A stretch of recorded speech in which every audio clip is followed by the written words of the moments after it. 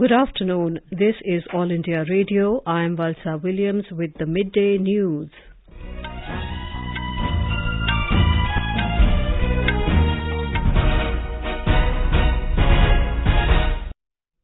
The headlines. Voting underway for second and final phase of assembly elections in Gujarat. Voting also on for by-polls to Mainpuri Lok Sabha seat and 6 assembly constituencies in 5 states. Prime Minister Narendra Modi expresses gratitude to global leaders for their support towards India's G20 presidency. Finance Minister Nirmala Sitharaman says it is important to work in tandem with fellow countries and their agencies to control drugs and other illicit trafficking in the country. World Soil Day is being observed today. In FIFA World Cup football, Japan to take on Croatia for a spot in the quarterfinals in Qatar this evening.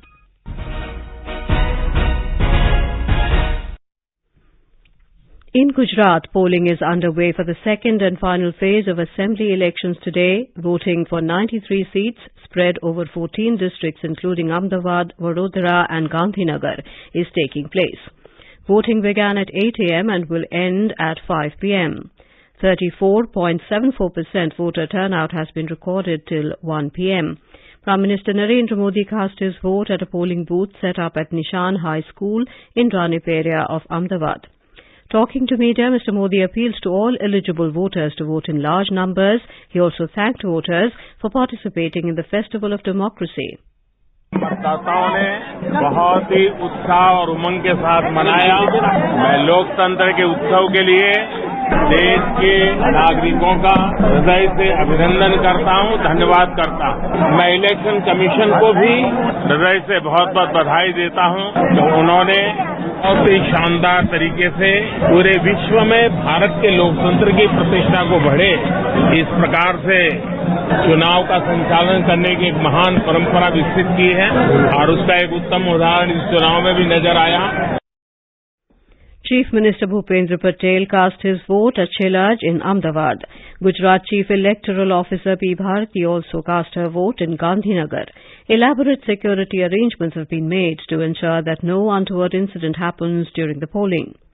A large number of security personnel have been deployed in the poll-bound districts. A total of 833 candidates are in the fray in this phase, including 69 women candidates. We spoke to our correspondent Manas Pratim Sarma in Mehsana for more details. Manas, what is the update from there? Well, Valsa, I am outside the polling booth at Mehsana.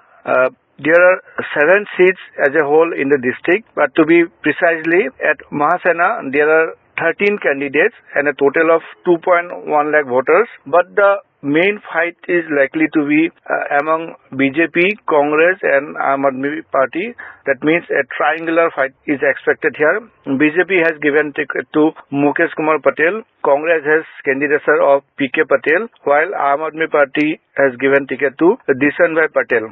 This place is known as the turf of former Deputy Chief Minister Nitin Patel, but this time he is not contesting, so BJP has given a ticket to Mr. Mukesh Kumar Patel. What kind of enthusiasm are you seeing, Manas, among the voters? So far, peaceful polling is going on. I have visited several polling booths here. Senior citizens, Divyanga people, and specifically, so the first-time voters, I have seen much enthusiasm among them. Good number of people are coming to exercise their voting rights. Back to you, Valsa. Thank you, Manas, for those details. We also spoke to our correspondent Sushil Chandra Tiwari in Chota Udaipur. Sushil, what is the political equation in the tribal heartland? Well, Valsa, I am at Kevadi polling booth of Chota Udaipur constituency in the Chota Udaipur district of Gujarat. It's a tribal belt here. 85% population is tribal, and this phase of polling, which has all seats reserved for tribals.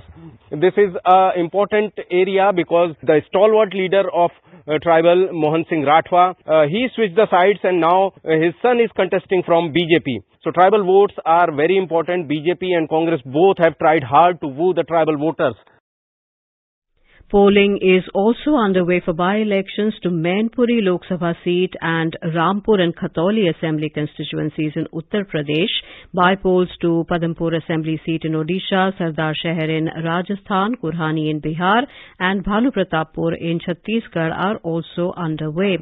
The counting of votes will take place on the 8th of December. Till 1 p.m., 31.64% polling has been recorded for the Mainpuri Lok Sabha seat in Uttar Pradesh. In assembly by-polls, over 33% voting in Khatoli and over 19% in Rampur in Uttar Pradesh, 37% in Kurhani in Bihar, 60% in Bhanu Pratappur in Chhattisgarh, about 47% in Padampur in Odisha, and 36.6% in Sardar Shahar in Rajasthan has been recorded. Mainpuri Lok Sabha constituency in UP fell vacant following the demise of senior Samajwadi Party leader Mulayam Singh Yadav. Samajwadi Party has fielded Dimple Yadav from Mainpuri, who is a former MP and wife of Samajwadi Party President Akhilesh Yadav. Raghuraj Singh Shakya is the BJP's candidate on this seat. Rampur seat fell vacant due to disqualification of Azam Khan after being sentenced in a hate speech case. A total of 10 candidates, including Akash Saxena of BJP and Asim Raja of Samajwadi Party, are contesting on this seat. Khatoli Assembly seat fell vacant due to disqualification of BJP legislator Vikram Singh Saini after his conviction and sentence of a 2-year imprisonment in a 2013 riot case. BJP has fielded Rajkumari Saini, while Madan Bhaiya is RLDSP's candidate. Congress and Bahujan Samaj Party are not contesting by polls. Prime Minister Narendra Modi has expressed gratitude to global leaders for extending their support towards India's G20 presidency.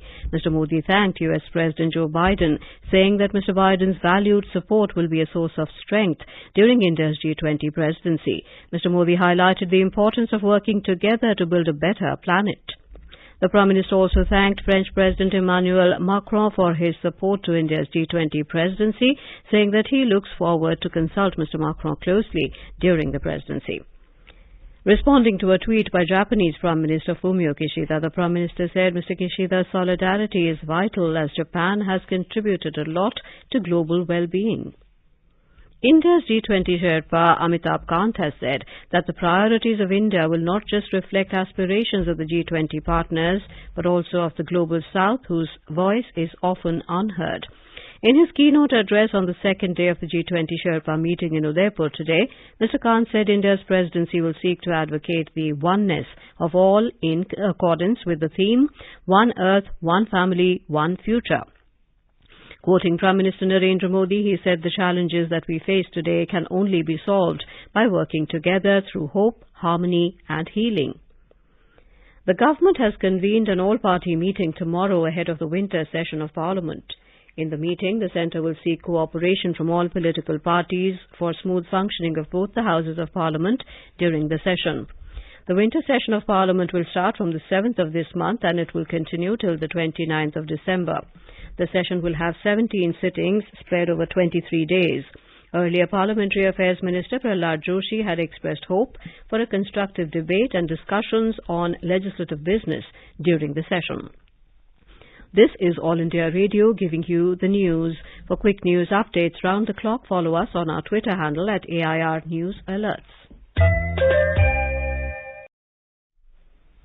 Union Finance Minister Nirmala Sitharaman has stressed the need for international cooperation to control drugs and other illicit trafficking in the country. Speaking at the 65th founding day of the Directorate of Revenue Intelligence in New Delhi today, the minister said it is important to work in tandem with fellow countries and their agencies, for which India has bilateral agreements for better access to the information. The minister also called upon the officers of the departments for better use of technology to detect crime. I've been closely monitoring the detection of smuggling in India, particularly of drugs and of gold. I briefly saw a connect, but there seems to be some kind of a relationship between when smuggling gets detected. There is an indication that there is more smuggling of a particular item, in this case gold, high import at some point in time in the year. There seems to also be a higher detection of smuggling. The DRI officers see that there's more imports happening and gets more cautious. She added that protecting data is as important as protecting the border. The minister also raised concerns over the cocaine smuggling in India, and it is a matter of great concern. She said we need to know whether India becomes no longer a transit country or a consuming one. The minister also unveiled Smuggling in India Report 2021-22, which analyzes organized smuggling trends, commercial frauds and international enforcement operations and cooperation. Prime Minister Narendra Modi has reached BJP headquarters in New Delhi to attend the two-day National Office Bearers meeting of the party. The Prime Minister was received by Party President J.P. Nadda. During the meeting, Mr. Modi will address the party office bearers and provide guidance to them.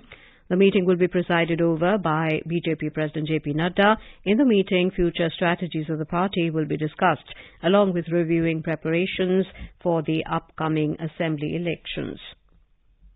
The 9-day session of the 15th Kerala Legislative Assembly began in Thiruvananthapuram today.